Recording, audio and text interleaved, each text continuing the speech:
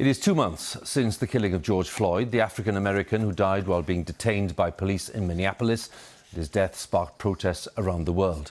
Now, in the US, there have been growing calls for a more honest look at how the legacy of slavery influences American society to this day.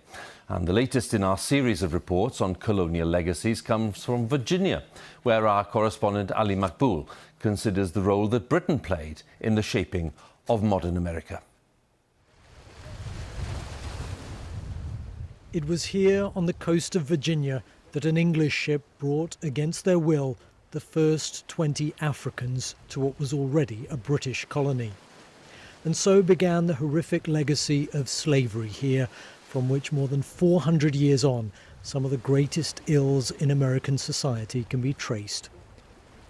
There are those who feel some people in Britain looked at Americans with contempt during the recent race troubles, but need to acknowledge their own role. Britain put its stamp on America from the beginning. If you claim that America has its foundational culture based on England, then you've got to take it all. And that includes slavery.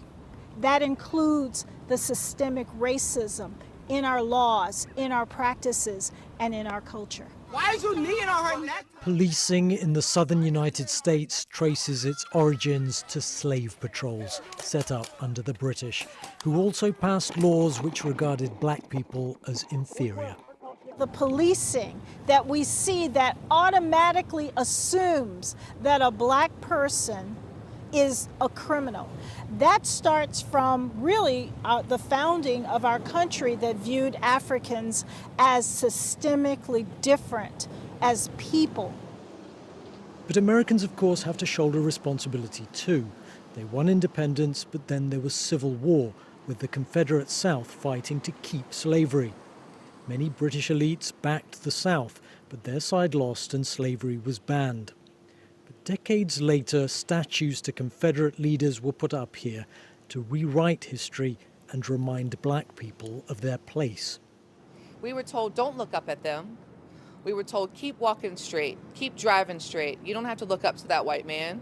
They made it that big so that you would have to hurt your neck to look up to them.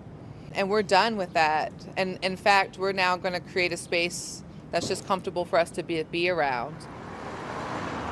Statues in the former Confederate capital of Richmond have now been daubed with graffiti or torn down, including one of former Confederate President Jefferson Davis, who died utterly unrepentant about his role in fighting his own country over slavery.